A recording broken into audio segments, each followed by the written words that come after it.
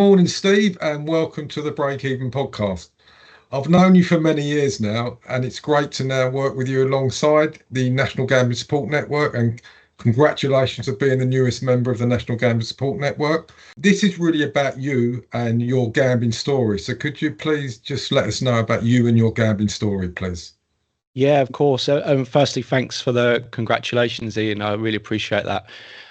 So going back to my experiences with gambling. So I think it's probably best to start at the very beginning, if that's okay. So for me, my first experience with gambling was as a young child growing up. So where I grew up in Norfolk, we have some really beautiful beaches around the Norfolk coast. And part of my childhood, particularly in the summer months, was to go to visit those beaches with my parents and my sister. And what then became the norm was towards the end of the day, we'd spend a day on the beach. At the end, we'd get a few pounds to go and spend in the amusement arcade.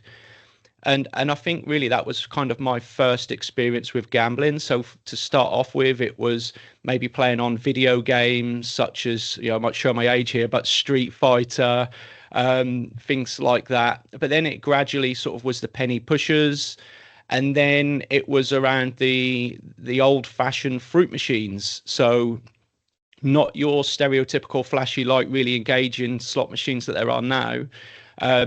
Your really basic sort of slot machine, fruit machine.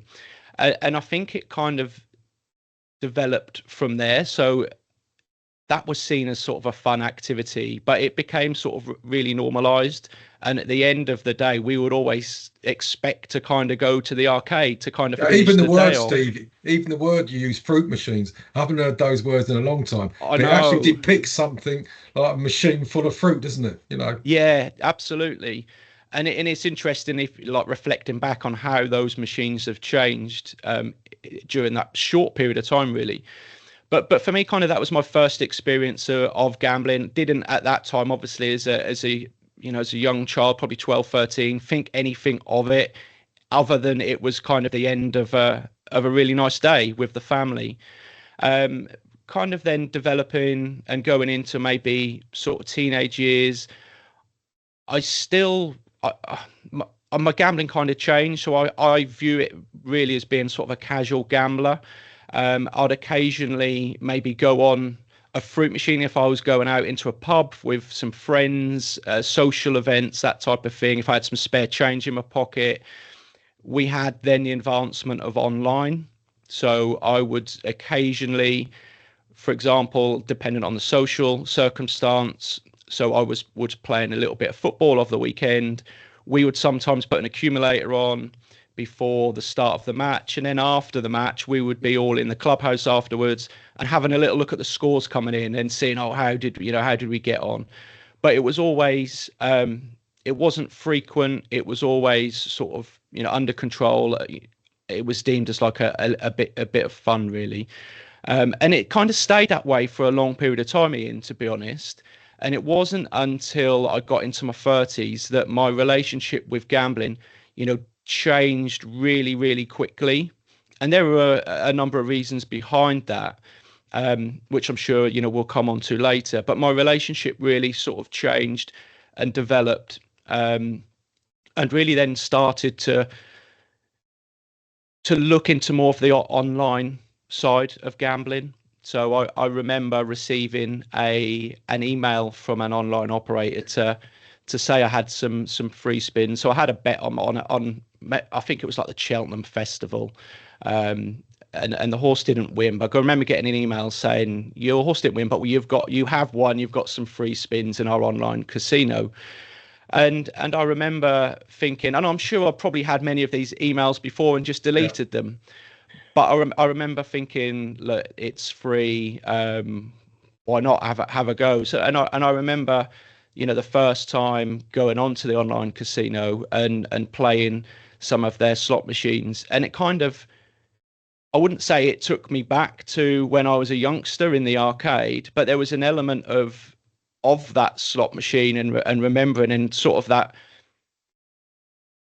remembering the fun element. And I remember winning with those free spins, and back then, I don't know it's the same now, but back then you then had to wager a certain percentage of the winnings to then withdraw the money. And so what I Yeah, then done, every company has different rules and criteria around that. yeah. So what I then done was again just carried on playing, and I think that's where my gambling and my relationship with gambling really started to turn from being one of this casual gambler to kind of even going from that at risk to really problematic really, really quickly. Did you sort of recognize that as it was happening?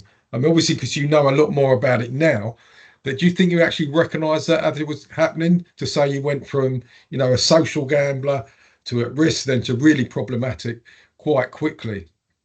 Um, I, I, I think in hindsight now, looking back, I can clearly see it. But at the time when kind of you're in that moment, no, it kind of is the simplistic answer, and I think a number of reasons for that, and maybe my need behind the driver behind me gambling as well.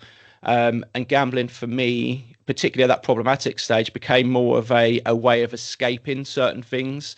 So I was viewing it very much from this maybe self-medicating point of view of actually turning to gambling. So I didn't necessarily see it as problematic and as a problem.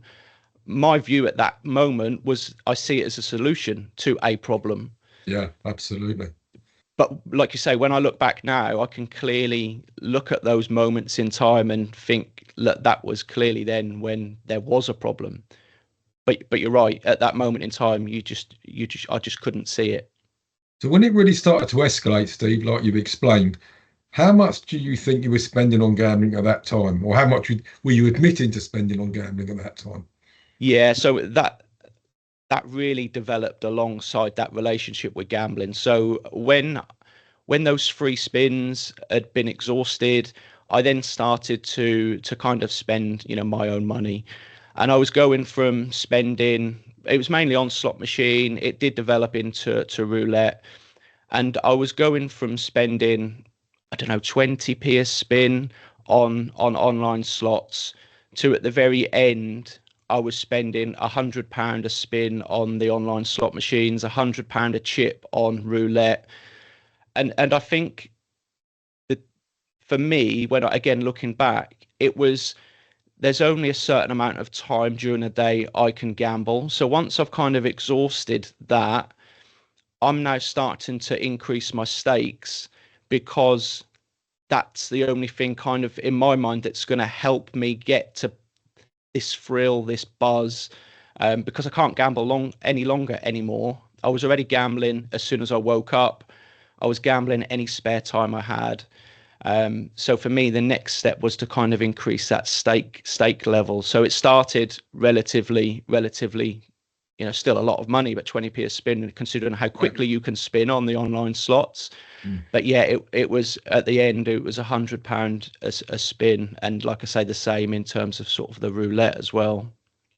So obviously you're talking about large amounts of money here, Steve. How did somebody doing the job you were doing manage to get hold of that sort of amount of money, and what were the consequences around where you did find that money? Yes, as I said, so to start off with, I sort of delved into my current account, started to spend my own money on gambling, and then I got to the point where I had no more funds available to do that. So I started to then look at other ways to, I felt like I needed this like I said earlier, I needed this to as my solution to a problem. I needed it to escape. So I was starting to look at other ways that I could have access to be able to do that. And me and my wife had we still do, but had a current account, had a joint account, sorry. And I looked at, shall I borrow some money from our joint account? I can, I can gamble, I'll be able to pay it back straight away, all of those type of beliefs. And then it was like, as soon as my wife sees that there's money gone out of the account, she's going to ask those questions: where's the money gone? All of that type of thing. And then I then had the other thought of, I was at this point in time, I was a chief finance officer and executive director at a PLC company. I'd been there just under a year, and the company had 7 bank accounts, and there was one bank account that, for whatever reason, was never audited and hadn't ever been audited. And just want to say, like, I've never been in trouble before in my life. I'd never done anything sort of untoward as such. Yet here I was, sort of contemplating and thinking, if I take some money from that account and borrow some money, I'll be able to gamble. I can then, with the winnings, pay it back. That was kind of my mindset, and no one's going to notice because it's not been audited. And shamefully, that was the action I took. So I decided to borrow some money from the work account in order for me to be able to gamble. And then I remember, as soon as I'd done that, the anxiety then had kicked in, and I was really struggling. I think the context probably need to add is I was really struggling with my well-being at this point as well. That was the main contributor and driver behind my kind of desire and need to gamble.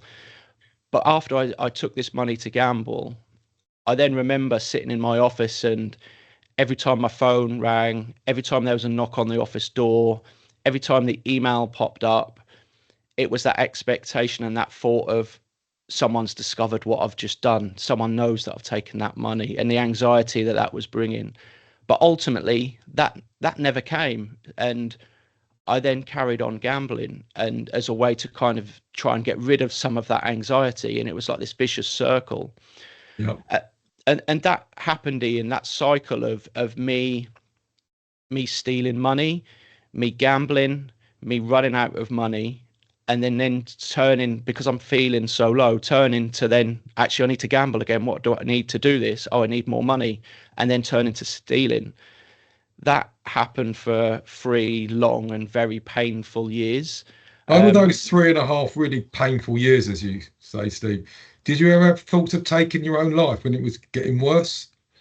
Do you know what, Ian? I don't recall having thoughts during them 3 years. At a later point, so just as I was about to start my recovery, I did then. But in whilst I was gambling, I didn't, because for me, like I said a bit earlier, gambling was that solution. So as long as I was gambling, for me, in my head at that time, that was me taking my medication. That was me making myself feel better. Yeah, I understand. So I didn't have those thoughts at that time. I did definitely have those thoughts at a later date. But yeah, those thoughts and those things that come up. So I was constantly feeling, I was really low. I was really down. I was really depressed, stress, and anxiety. I had all of that stuff. Absolutely. I mean, your blood pressure must have been going through the roof, and everything must have been, how did you manage to hide that? Well, at the time, I was speaking to work and about stress. So again, that's not me. That wasn't me hiding it. It was very much me saying about some of how I was feeling, and I was having these conversations with not just work, with people around me, but I wasn't telling people about the gambling. Right. I was telling people about how I was feeling, but not about. So you're giving people the consequences of your gambling, but not actually admitting to the causal factor. Absolutely, yeah, absolutely, and I think as well, it was slightly. So I was still gambling, like I said about the online slots. That relationship had really sort of changed with gambling, and I was constantly on my phone every time I could be. But because I was on my phone anyway with work emails and things like that, I was able to hide it. I was quite secretive in doing that. When I'd come home, Ian, I would be up in my study working, and I was able to hide it by having my work emails up or work up whilst on my phone, having the roulette wheel spinning or the slot machine spinning. So it was really, I wouldn't say easy to hide, but I was quite good at hiding and you obviously got very good at hiding it. One of the things, Steve, just to ask you, were there any interventions from any of the companies you were gambling? Because obviously your habits had changed drastically. It was getting worse. You were gambling every spare minute you got, hiding it, increasing your stakes. Was there any interventions from the people you were gambling with, or any warnings, or? There were certainly no warnings. There were no interventions from. So I gambled with three of the main operators. There were no interventions. I think the only kind of correspondence and intervention, I wouldn't, it's not an intervention, but the only Yeah. correspondence I had from all three was all three made me a VIP customer, because of the amount and I was gambling. So one thing I haven't mentioned is I would still gamble casually on things such as football and horse racing, nowhere near to what I was doing on the online slots. And whilst I would hide my what I was doing on the online slots and roulette and in the casino, I would still talk about some of the like bets I'd placed. So I think that became even harder for people to kind of to see that actually gambling's a problem, because I'd show people, for example, some of the betting slips maybe on the accumulators that I'd have or whatever, so people could still they'd see that I was gambling, and I'd talk about the losses. Yeah, and Like, giving this persona as if it's you under may have been control. losing, but it was affordable. Yeah, and totally under control. Steve, we know where this all led. Can you tell us a bit more about that? Yeah, absolutely. So like I said, after had 3 long and painful years of that cycle of gambling, for me, it kind of came to a head where I basically thought I was having a heart attack, and went up and had an ECG, so got checked out. Thankfully, it wasn't anything too serious. It was a panic attack, but I truly believe that was my body giving me a warning of, you can't continue to carry on like this. It's not gonna end too well. It still took me a few months to actually act upon that alarm, but eventually I did end up resigning from the workplace. I told work I was really like struggling and needed to, and resigned. I was going to go and do something else, and then I was on sort of I had to give 3 months notice. But that very next morning, I was signed off sick because I was in no position to go in. And then what started to happen was naturally, as you would expect. So because my work had deteriorated over that 3 year period, work had started to kind of notice that. They were then in contact to say, look, what's going on with your work? And I remember my wife speaking to me in one afternoon and said, because she knew someone who worked at the same workplace, and she said, oh, so and so spoke to me, like they've got real concerns over your work, Steve, what's been going on? And I remember for the first time in what was years actually talking to someone, my wife, about what, not just my gambling, but what I'd been doing to access my gambling, and told her, look, I've got a problem with gambling. I've been stealing from work to fund it, and just literally broke down in tears. I hadn't expressed any emotion for a long period of time, and even growing up, that wasn't something that kind of I was kind of taught to. It wasn't part of the environment I grew up in. So really expressing that type of emotion wasn't something that I was So that used to. sounded like it was a really beneficial for you to get this all off your chest. How actually was it for her, for your wife?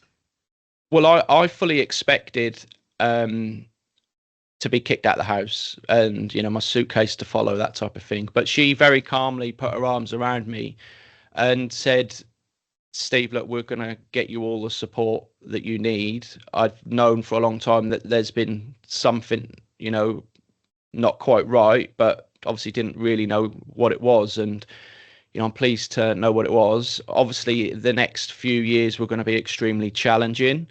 Um, Neither of us obviously had been prepared or expected any of that stuff. So it was a huge shock to her.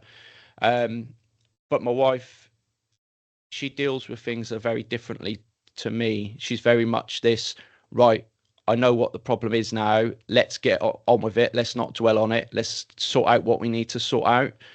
Um, and from that side, as soon that very next day, she spoke to my workplace. She was able to we together we printed off 3 years worth of bank statements. We done all the practical stuff, so we highlighted every single transaction where I'd stolen money. We then gave all of those transactions to my workplace.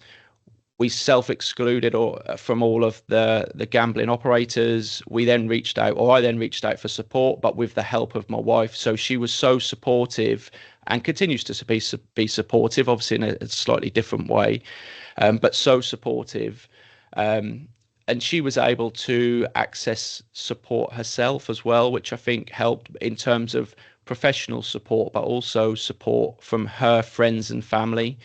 And she's been amazing. But I probably can't put into words How did how you she was guys feeling at back in that the time. day? How did you guys actually find the support? Where did you go looking for the support? Was it easy to find it? Yeah, so Rochelle, my wife, was amazing. She done a lot of that work. So she went online and searched for help and support. And to start off with, Ian, the first port of call was the National Gambling Helpline. So we spoke to the team on the helpline and to GamCare, and were then referred very quickly to the service in my area, which was Break Even, which was yourselves. And I remember, speaking to, your assessment team at Break Even, and got booked in, really, really quickly, and had my first session. Literally, I think was in I think it was the next sort of week where I was available to go in for some support. And from there on in, my contact was always with sort of the team at Break Even to access support. Rochelle had support as well through Break Even, and for me, that I always speak really highly of that support, not just because I'm on obviously the podcast with you today, but even with anyone who asks me and speaks to me about my recovery journey, I always speak really highly of that support. It has given me the foundation to build upon. And for me, I was then facing the criminal justice system. I knew because of the amount of money I'd stolen, I was going to go to prison. So I knew I needed to do it anyway, regardless of that. But I knew because of that, I needed to be in a better headspace when going into prison to give myself the best opportunity. So when I'm coming out of prison, I'm a better version of me. And for me, those sessions with yourselves really helped to, of course, understand my gambling a lot better, put in better blockers and barriers, Yeah. really look at those urges and triggers, but also to start me and build that foundation for my journey onward in recovery. One of the things, at some stage, before we finish, Steve, I'd like to just go over a little bit how it was in prison, how what an experience that was. I'm sure it wasn't very pleasant. But another thing I remember when having seen you when you came out of prison, that one of the things that we managed to identify was the lack of support within aftercare.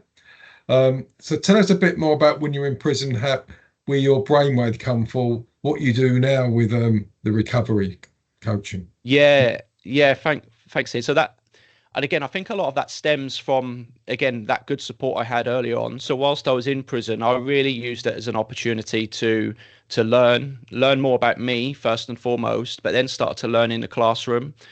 And I remember I was quite fortunate. Again, I would never take this for granted, but the support I received from, particularly, my wife was amazing. We would constantly, every day, be on the phone, and often reflected upon my recovery journey and the support I'd had.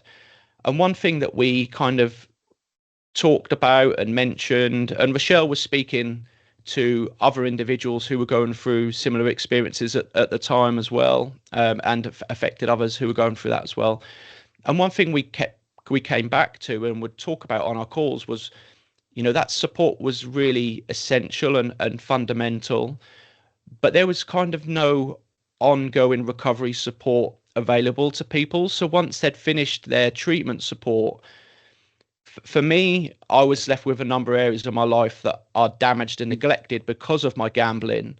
But then there was no further support to help me to kind of understand that, to make peace with it as well in some cases, but then also to look at actually how can I start to build and repair in these areas. And we kind of kept talking about that, and felt actually this is kind of a missing piece too, that would really complement and work really nicely with the support that's already available.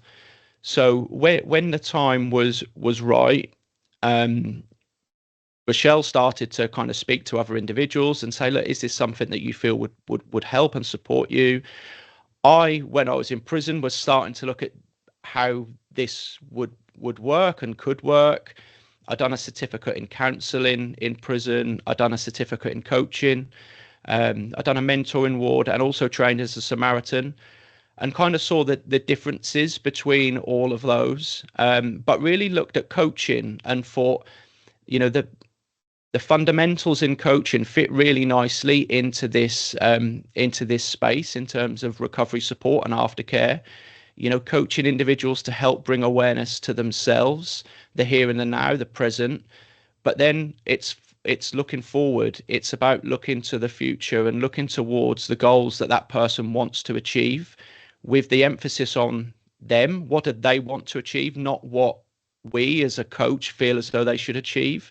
So it's providing that level of empowering. It's helping to build confidence along the way. So whilst Rochelle was speaking to people, I was kind of in prison, sort of learning that stuff, and then starting to look at sort of that session plans and starting some of the development stuff that we kind of do today, Steve, in Reframe. You really put the horrible experience you're going through in prison, you put to good use. And I know from the conversations we had after that you've been very instrumental in making sure that aftercare and looking after completing the whole journey is very much instrumental in all the work that's going on, especially at Break Even and the National Gambling Support Network. So, really, really good luck with that. And I think it's amazing how you've turned that around from such a negative situation. So, Steve, your journey, really progressed. Reframe Coaching, tell me a little bit more about that, please. Yeah, absolutely. Thanks, Ian. So delighted to.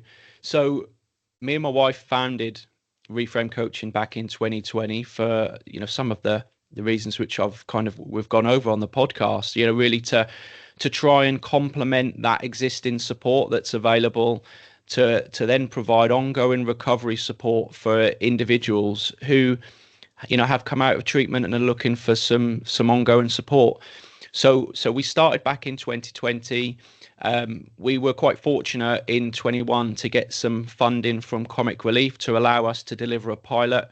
So we delivered a small pilot to individuals. We built some evaluation tools within that as well, so we could really start to measure the support that we were providing, because that was really important. If we were be able to grow and develop the service, we need to be able to provide that kind of evidence-based, that what the support we provided was effective, was helping people. And we had some amazing stories and amazing experiences within that pilot. The data we received, we got externally verified by the University of Lincoln, and it was shown to be statistically significant to help individuals improve their well-being. So we were absolutely delighted with that. And then we kind of continued on that journey for the next couple of years. As a small organization, we were a CIC at the time. We changed to a charity in 22, and that's where we started to see more doors open for us. So we started a partnership with another member of the National Gambling Support Network, GamCare, where it saw us take direct referrals from individuals who have accessed treatment support to then come and have some recovery coaching support with us and our team. And we've been delivering that now for the past 2 years. We've also been able to accept self-referrals from individuals who would like some recovery coaching support, as well as build up other referral pathways with organisations such as yourself, Ian, and more recently, obviously, us joining the National Gambling Support Network. So our service is really different to the treatment that organisations are providing. So it is complementary. Recovery coaching is all about helping individuals to bring awareness to themselves, the here and the now, and then helping them in the next phase of their recovery to move forward, to help maybe build and repair certain areas. So we do focus on gambling and the relationship with gambling if that's what the individual who's receiving the support wants. But in some cases, we're focusing on other areas of recovery and building that recovery capital that's really important for Yeah, and it people. sounds very much like you're certainly looking at life after gambling, making sure people are able to do that. Steve, that's a great explanation of Reframe. Thank you for that. Is there anything more you want to say about the day-to-day life in prison? Obviously, the positive stuff. Was there anything that was particularly negative for you or difficult for you? Yeah, I think for me that the hardest part was the isolation, um, because you're kind of the only thing you have, and I always come back to the only asset you have within prison is the asset that you don't want, which is time. So there were days where you would be stuck in a 9 by 5 cell with a stranger, or in some cases, when I was trained as Samaritan, you'd then get a single cell. And whilst that was seen as kind of a privilege, I don't at times feel as though it was, because you literally would have no one even to talk to. You're just yourself. And the hardest part for me in prison was dealing with the consequences of some of my behavior whilst I can't be there to support those. So, for example, with regards to my crime, there was a proceeds of crime, and my wife we had to sell the house so my equity could be released, and my wife and children were days away from being homeless. And I was speaking to my wife about that, and I'm now having to go back to this 9 by 5 cell and just play that over and over again in my mind. I've got nothing else in my cell that I can, I've got a TV, I've got books, and like I said, I was doing some distance learning, but you're playing that over and over in your mind, and that probably was the hardest part. I kind of fell into breath work in prison, as a way to kind of help me regulate my nervous system. And it was actually that experience of proceeds of crime and then going back into my cell, and I could feel, myself getting to that panic attack stage, that anxiety, and then just really focused on, I don't know why, just started to really focus on the inward breath, the outward breath, as a way to kind of try and regulate my nervous system. But there was no holistic sort of approach within prison. And I think it's worth mentioning as well, Ian, that the lack of support specifically for gambling whilst I was in prison.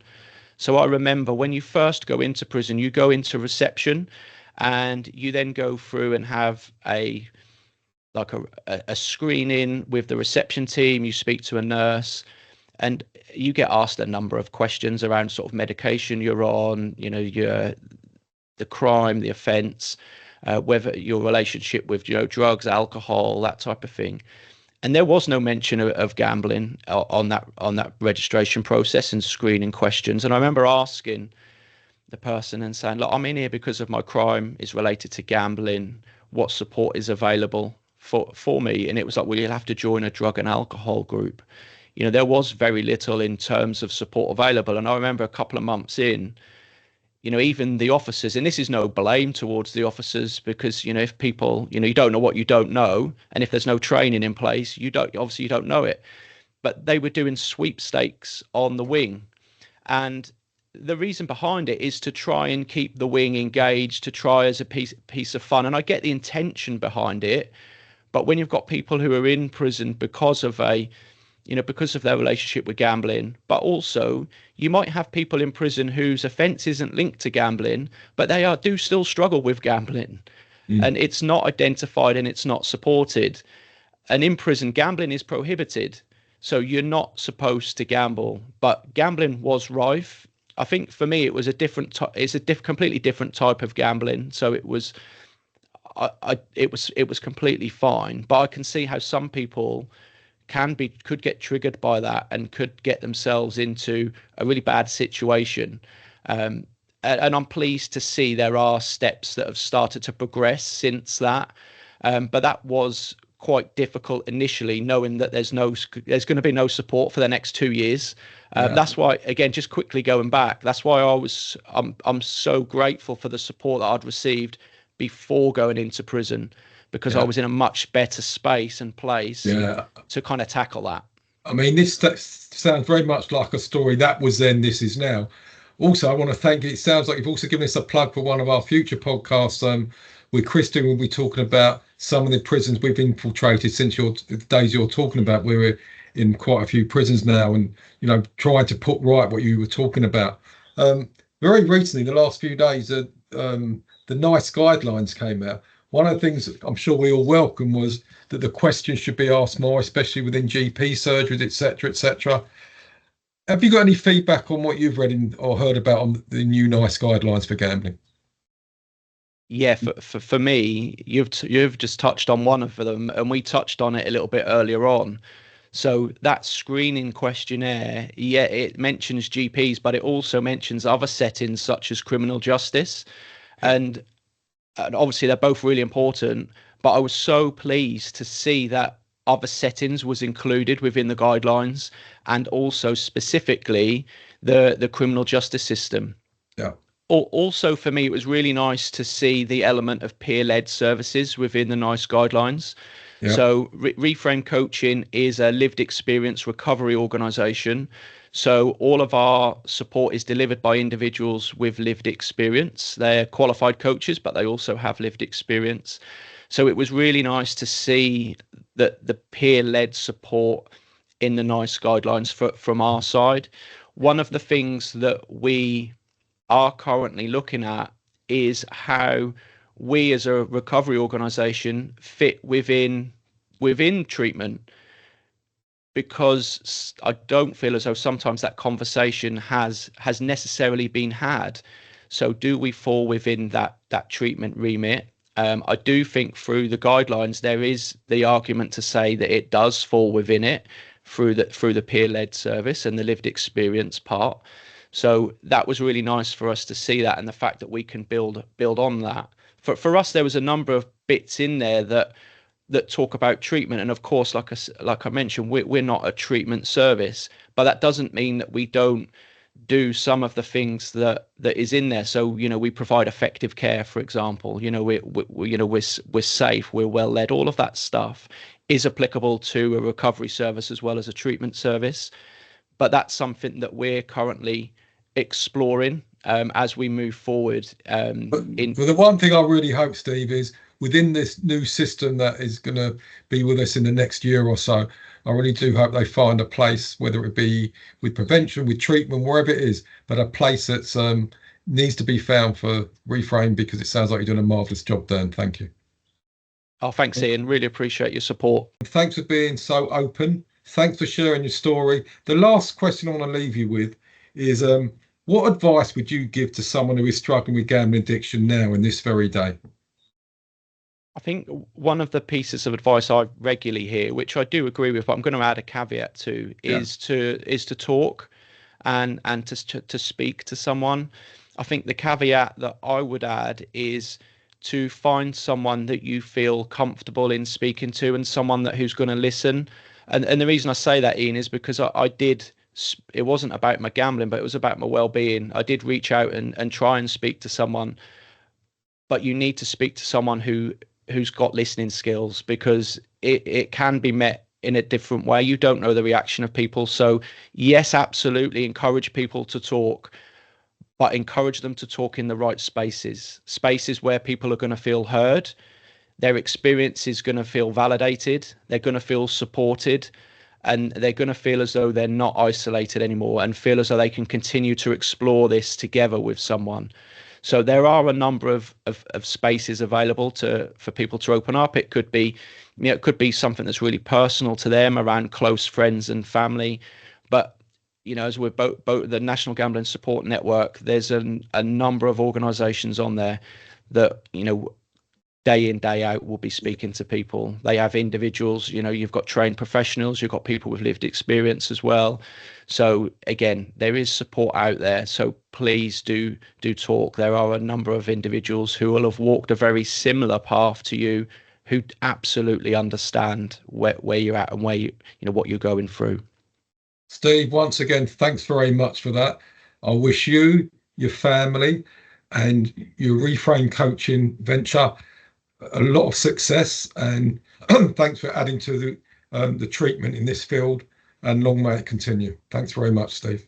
Thanks for having me, Ian. Thank you. If you or someone you know is affected by gambling related harm, please call us on 01273 833 722 or visit our website www.breakeven.org.uk. Alternatively, please call the National Gambling Helpline on 0808 8020 133. Please ensure to like and subscribe to all our social media channels and keep this message out there. Thank you.